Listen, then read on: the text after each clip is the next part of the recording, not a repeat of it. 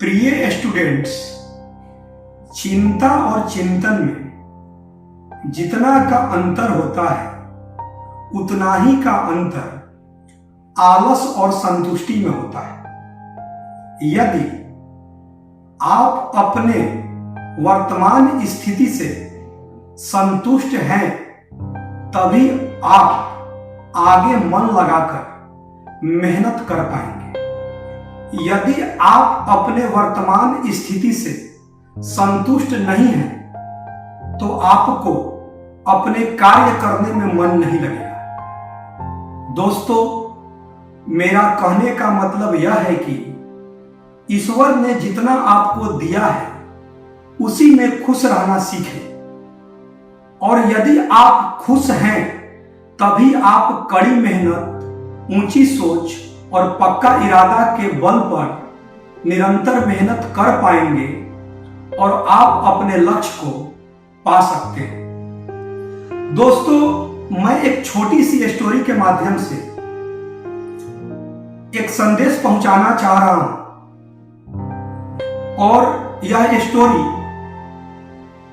बहुत सारे स्टूडेंट्स के जीवन और उसको आगे बढ़ने के लिए प्रेरित भी कर सकता है। दोस्तों, एक बहुत ही संपन्न परिवार का एक लड़का, एक स्टूडेंट 10वीं का परीक्षा पास किया। 10वीं का परीक्षा पास करने के बाद अब उसे आगे आईआईटी का प्रिपरेशन करना था। तो उसने अपने दोस्तों के साथ कहीं पर वो सोच रहा था तैयारी करने के लिए किसी कोचिंग में। तो उस सोचा कि आखिर किस कोचिंग में पढ़ा है। तो उसने बहुत सारे जहां पर विज्ञापन और प्रचार प्रसार को देखा था, उसी कोचिंग को उसने चयनित किया और वो पढ़ना स्टार्ट किया। जब कुछ महीने उसने तैयारी किया तो उसे दिखाई दिया कि यहां तो हजारों लाखों की भीड़ है, लेकिन जैसे हम स्कूल में हम पर एक केयर किया जाता था, उस टाइप से कोचिंग में केयर नहीं हो पा रहा है। और जितने एक इंस्टीट्यूट में बच्चे हैं उसके आधा के आधा का आधा से भी कम सीट आईआईटी के सीट हैं। तो इसका मतलब यह हुआ, वो थोड़ा सा अपने से कैलकुलेशन करने लगा। इसका मतलब है कि ये प्रचार प्रसार की दुनिया दिखावा की है, ये रिजल्ट प्रतिशत तो 1% से भी कम है। फिर भी उसने सोचा कि लगा कि भाई और लड़के हो सकता है नहीं पढ़ते होंगे, हम थोड़ा सा पढ़ेंगे या जो करेंगे। कुछ महीना पढ़ते पढ़ते उसको लगा कि ये 10th से थोड़ा सा आईआईटी का सिलेबस थोड़ा सा टफ है, तो हमें डाउट मैक्सिमम हो जा रहा है, तो इसे कैसे दूर किया जाए। फिर उसने अपने पिताजी से बात किया। तो फिर पिताजी से बात करके बोला कि पिताजी एक और कोचिंग में ज्वाइन कर ले रहा हूं। तो फिर कौन सा भाई? तो फिर एक और कोचिंग जिसका पूरा प्रचार प्रसार, बोर्ड बैनर बहुत लगे थे, सोशल मीडिया पर बहुत प्रचार था, बहुत दिखावा था, उस कोचिंग को ज्वाइन कर लिया। मतलब एक साथ सुबह में दूसरा कोचिंग, शाम को दूसरा कोचिंग जाने लगा। 2 साल बीत गए तो उसका रिजल्ट नहीं आया। जब रिजल्ट उसका नहीं आया तो उसने ये सोचा कि 1 साल और ड्रॉप करके और फिर से तैयारी किया जाए, क्योंकि उसको सबसे बड़ी दिक्कत थी कि वो ये नहीं समझता था कि सेल्फ स्टडी से रिजल्ट आते हैं। उसको था कि कोचिंग के प्रचार की दुनिया से इस कोचिंग में हम जाएंगे तो रिजल्ट आ जाएगा। तो उसने 1 साल के लिए फिर एडमिशन ले लिया एक दिन सुबह में जैसे ही वो घर से निकल रहा था तो उसे एक बहुत बड़ा बंगला दिखाई दिया। तो उस बच्चे को लगा कि यार ये बंगला जो है ऐसा मेरा भी होता। फिर कुछ देर के बाद ऐसा सोच ही रहा था कि वहीं पर देखा कि एक इंसान 4 व्हीलर से उतर रहा है और उसे लोग माला पहनाकर स्वागत कर रहे हैं और बहुत उसे रिस्पेक्ट दे रहे हैं। तो इसे लगा कि यार ये बंगला नहीं, हमें को इस आदमी जैसा बनना है। फिर कुछ देर के बाद उस आदमी को देख रहा था कि उसको बहुत रिस्पेक्ट मिल रहा था। हो सकता है कोई लीडर हो या कोई बिजनेसमैन हो। वो क्या किया, वो देख रहा था और सोच रहा था ऐसे सर पर ऐसे करके, और ऊपर से आसमान की तरफ वो देख रहा था ऐसे करके, सर को ऊपर कर दिया था ऐसे, और सूरज की तरफ देखने लगा। और धूप अधिक था तो उसके शरीर में पसीना हो गया, और वो आदमी जो था जिसका लोग स्वागत कर रहे थे उसको भी पसीना हो गया। तो ये लड़का को लगा कि यार उस आदमी जैसा हमें नहीं बनना है। यार सूरज में इतना शक्ति है कि हम लोगों को और कुछ देर तक हम लोग धूप में खड़ा नहीं रह सकते।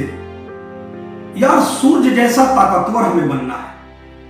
अब उसका कल्पना बहुत अधिक चलने लगा। जैसे ही ये बातें सोच रहा था और सूरज की तरफ देख रहा था कि घना बादल जो है वो चलते आया और सूरज को ढक लिया। अब उसके मन में आया कि यार ये सूरज को तो ये बादल ढक लिया, इसका मतलब है कि ये बादल अधिक ताकतवर है, हमें बादल की तरह ताकतवर होना है। अब अपनी वो काल्पनिक दुनिया में जाने लगा। जैसे ही ये बातें सोच रहा था कि हवा का तेज झोंका ऐसा आया कि बादल भी क्या हुआ, हट गए। तो उसे लगा कि यार मुझे हवा जैसा ताकतवर होना है। और जब हवा जो है वहीं पर जहां खड़ा था कुछ दूरी पर, वो एक पहाड़ से टकरा गया। और जब हवा जब पहाड़ से तेजी से टकराया तो उसकी दिशा भी चेंज हो गया। तो इसे लगा कि यार पहाड़ जैसा हमें अपने जीवन में ताकतवर होना है। जैसे ही ये सोच रहा था तो उसने देखा कि उसी के उम्र का एक बच्चा हथौड़ी लेकर पहाड़ को तोड़ रहा था। तो इसके मन में आया कि यार ये तो बच्चा ताकतवर है, ये तो पहाड़ को भी तोड़ रहा है। फिर उसका माइंड में क्लिक किया, नहीं नहीं यार मुझे मजदूर नहीं बनना है। और वो मतलब उसको मतलब आया कि नहीं यार ये तो पत्थर तोड़ रहा है, ऐसा जीवन हम नहीं जिएंगे। और ऐसे ही ये अपनी कल्पना के बाद फिर अपना सोचा और घर चला गया। कुछ दिन बीत गए और इसने भी आईआईटी का एग्जाम दिया। तो आप दो बातें मान सकते हैं, या तो इसका रिजल्ट नहीं हुआ क्योंकि ये खुद की मेहनत पर विश्वास नहीं कर रहा था, या मान सकते हैं कि हुआ तो रैंक खराब हुआ। तो आप कोई भी एक एग्जाम्पल को रख सकते हैं यदि जीवन में सीखना है, क्योंकि ये खुद पर मेहनत पर इसको था कि कोचिंग के बोर्ड बैनर प्रचार से हजारों की भीड़ लाखों की भीड़ वाले से हमें रिजल्ट आ जाएगा। तो इसका क्या हुआ कि अगले साल भी इसका रिजल्ट नहीं हुआ, और ये जाकर रिजल्ट देखने के बाद ये घर पर सो गया। दोपहर में इसको ढोल नगाड़े का आवाज सुनाई दिया। दोपहर में ये बाहर निकला, तो बाहर निकला तो देखा कि कंधे पर एक बच्चे को लोग लेकर और माला पहनाकर स्वागत कर रहे हैं, और ढोल नगाड़े के साथ वो कारवां आगे बढ़ रहा है। ये आगे निकला, पूछा क्या है भाई, तो बोले कि इस बच्चे का आईआईटी का रिजल्ट निकला। तो जाकर नजदीक से बच्चा को देखा तो ये चकित हो गया, इसका आईआईटी कैसे हो गया भाई? तो लोग पूछे क्यों भाई इसका? अरे यार ये तो वही लड़का है जो हथौड़ा से पहाड़ को काट रहा था, तोड़ रहा था। तो ये तो एक मजदूर कैसे आईआईटीएन बन गया? इसका आईआईटी का रिजल्ट कैसे आ गया? ये तो मैंने उस दिन देखा था कि ये पहाड़ से पत्थर तोड़ रहा था। उस बच्चे से यह जाकर मिला। उस बच्चे ने बोला कि मेरे पिताजी का तबीयत अस्वस्थ रहता है, मेरी आर्थिक स्थिति सही नहीं है, तो मैं पत्थर को तोड़ता हूं और बेचता हूं और कुछ पैसा मैं कमाता हूं, जिससे परिवार का भरण पोषण मेरा जो है परिवार चलता है, और उसके बाद बचे हुए समय में मैं पढ़ाई करता हूं। और मेरे जो मुझे खुद एहसास है कि कोचिंग एक माध्यम हो सकते हैं, लेकिन सेल्फ स्टडी से ही रिजल्ट आते हैं। इसलिए मैंने दिन रात परिश्रम किया और मेरे कड़ी मेहनत, ऊंची सोच और पक्का इरादा के बल पर मैंने आईआईटी क्रैक किया। तो जो अमीर घर का संपन्न परिवार का बच्चा था वो बहुत ही शर्मा गया कि केवल झूठे सपने देखने से सफलता नहीं मिलते। सफलता के लिए धैर्य का होना जरूरी है और कड़ी मेहनत, ऊंची सोच और पक्का इरादा जरूरी है। इसीलिए दोस्तों मैं कहता हूं कि जीतने वाले छोड़ते नहीं और छोड़ने वाले जीतते नहीं, क्योंकि हार और जीत के बीच के फासले बड़े होते हैं, परंतु नामुमकिन नहीं, क्योंकि बड़ी मंजिल के राहगीर कभी छोटा दिल नहीं रखा करते। और जो गरीब परिवार का जो पत्थर को तोड़ता था, उससे उसका जीवन यापन चलता था, वो बड़ी मंजिल का राहगीर था, उसके पास छोटा दिल नहीं था।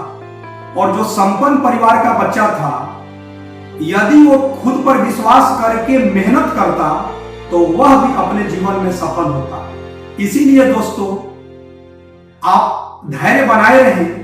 और मैं लास्ट में 4 पंक्तियां मैं बोल रहा हूं। मुझे यकीन है कि शहर छोटे होते हैं लेकिन लोगों के ख्वाब नहीं। मुझे यकीन है कि शहर छोटे होते हैं लेकिन लोगों के ख्वाब नहीं। मुझे यकीन है कि हार और जीत के बीच के फासले बड़े होते हैं, परंतु नामुमकिन नहीं। मुझे यकीन है कि आदमी का कद उसके इरादों से मापा जाता है। करो यकीन खुद पर तो दुनिया तुम्हारी, क्योंकि जीतने वाले छोड़ते नहीं और छोड़ने वाले जीतते नहीं। धन्यवाद।